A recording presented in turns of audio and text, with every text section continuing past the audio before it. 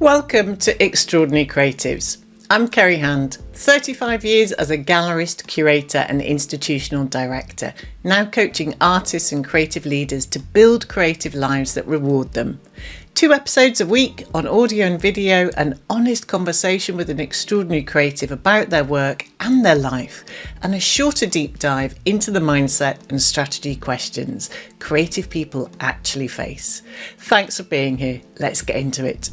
Artists, if you've ever been invited into a public art commission, here's the thing that nobody tells you. Most of you assume that you've been asked to make a single artwork. A sculpture, an installation, a piece. You usually haven't. There are 6 different roles that you might be playing inside that project, and getting the wrong one means you've quietly accepted a job that you didn't sign up for. Worse hours, different fee structure, different scope, the same brief with you doing the wrong work inside it. This is the most expensive mistake that artists make in public art, and almost nobody is told that the roles even exist. So here's what I want to give you today. The 5 reasons that public art gets commissioned in the first place, because each one is looking for a different kind of artist. The 6 different roles that you might be asked to play, and how to recognise which one you've actually been invited into. And the single question to ask any prospective commissioner before you agree to anything. The question that tells you within 30 seconds whether they've scoped the commission properly or whether you're about to take on their unfinished thinking as well as the work. This is for artists who are curious about public art but haven't yet made the move, and for artists already working in it who have felt a commission go quietly wrong without knowing why. I'm Kerry Hand, and this is Extraordinary Creatives. 35 years in the contemporary art world as a gallerist, curator and institutional director, now coaching artists and creative leaders worldwide. This episode is part 7 of a 9-part series on commissions. If you haven't followed the podcast yet, hit follow so you don't miss an episode. And if you want to catch up, the first 6 episodes cover everything from mindset and pricing through to the legacy package, the foundations you need before you take a single inquiry into public art. Today we step into bigger territory: civic commissions. Site-specific work for buildings, parks, squares, hospitals, transport, infrastructure, memorials. Work funded by local government, developers, health trusts, transport authorities, foundations, biennials. Budgets that stretch from tens of thousands into millions. The territory that most artists are curious about and most intimidated by. The artists I know doing the most ambitious work of their careers right now are working on public commissions. Done well, a single public commission can shift the trajectory of an entire practice.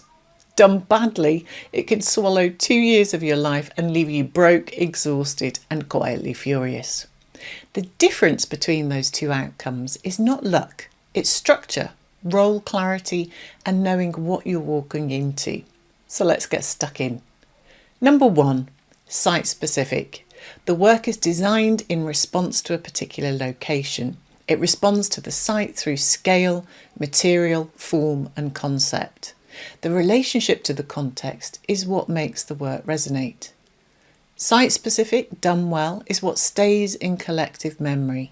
It can't be lifted and placed somewhere else without losing its meaning. If your practice is rooted in research and response to context, this is your territory. Number 2 is interpretive. The work's primary purpose is to describe, educate or comment on issues, events or situations connected to the place. This includes signage, seating, landscaping integrated with artwork, murals, text-based work, work that helps people understand where they are. If your practice has a documentary or educational thread, this could be your territory. Number 3, commemorative. Work that recalls an event, an activity, a person important to the local community. Memorials, tributes, markers of grief, of celebration, of resistance, of joy. The contemporary commemorative commission is one of the most politically charged territories in art right now. We'll come back to this in episode 9.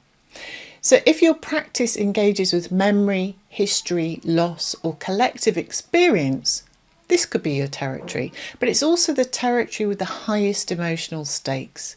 You have to want to do that work, not just be able to do it. Number 4 is temporary. Work that is not intended to last. That could be performance, festival commissions, artworks that exist for a season, a week, a single night. Increasingly, temporary work is being used to test ideas before they become permanent or to animate a site during construction. Temporary work is often where younger or less established artists get their first significant public commission because the risk is lower for the commissioner. If you're just beginning to move into public art, this is usually a great first step. Number 5 is meanwhile, closely related to temporary.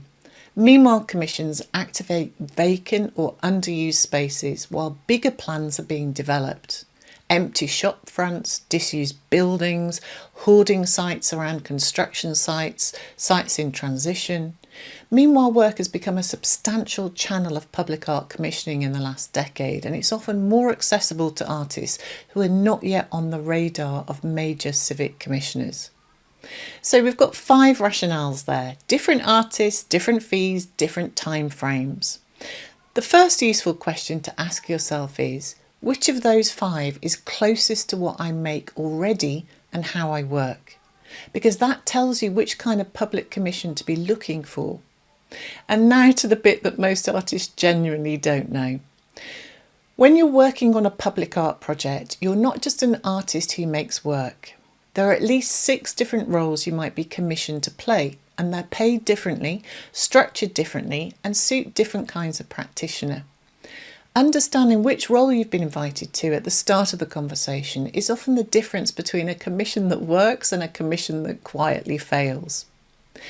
Role 1 is an artist in the design team. You're commissioned at the very start of a development, alongside the architects, the landscape designers, the engineers, and you're not making a single artwork at the end. You're contributing to the conceptual framework of the whole development from day one. Your fresh visual perspective shapes those decisions about layout, materiality, light and atmosphere. And the success of this role depends entirely on being brought in early enough to actually influence the design. If you're brought in once the architecture is decided, then you are ornamenting. If you're brought in at the start, you're shaping. Role 2 is lead artist. That's a variation. You sit on the project steering group with overall responsibility for the public art element. You oversee how art is integrated into the development. You may commission your own work alongside, but your bigger role is curatorial and strategic. This is increasingly common in large-scale developments and infrastructure projects. It suits artists with strong curatorial instincts and the diplomatic capacity to work with multiple stakeholders over years. And role 3 is artist in residence. You're placed within or near a community where a new public space, a building or development will be created. You spend time, you listen, you research, you build relationships. The work that emerges eventually is shaped by what you've understood about that place and those people. And this role requires an artist who is genuinely interested in being changed by the encounter, not just gathering material. Role 4, artist as designer. You're commissioned to design a specific functional element. Street furniture, lighting, signage, architectural details, a bridge railing, a pavement pattern. The fabrication is usually handled by a manufacturing company. And your role is the design intelligence behind the object. And this is one of the most undersold roles in public art because it sits between art and design. And many artists don't think of themselves this way.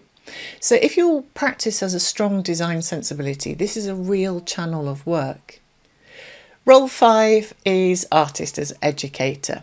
You're commissioned to work with communities affected by a development, to run workshops, to build local engagement, to research cultural heritage in a way that will inform a permanent commission.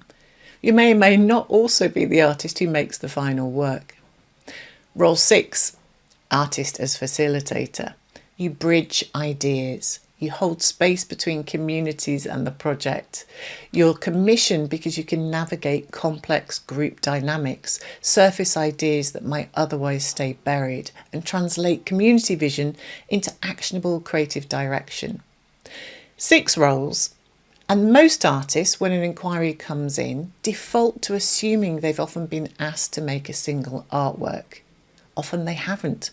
Often they've been invited into one of the other 5 roles, and recognising that early is the difference between a successful commission and a misaligned one. The first question to ask a prospective public art commissioner is this: what role are you looking for me to play? If they can't answer, they haven't fully scoped the commission yet, and that's something that you might be asked to help them resolve before you agree anything further. So before next week, one piece of homework is to look back at the rationales for public art and the 6 roles and identify 1 or 2 rationales that you're most aligned with and which you feel most suited for. That's where you start to begin your research and where you begin looking for commissioners.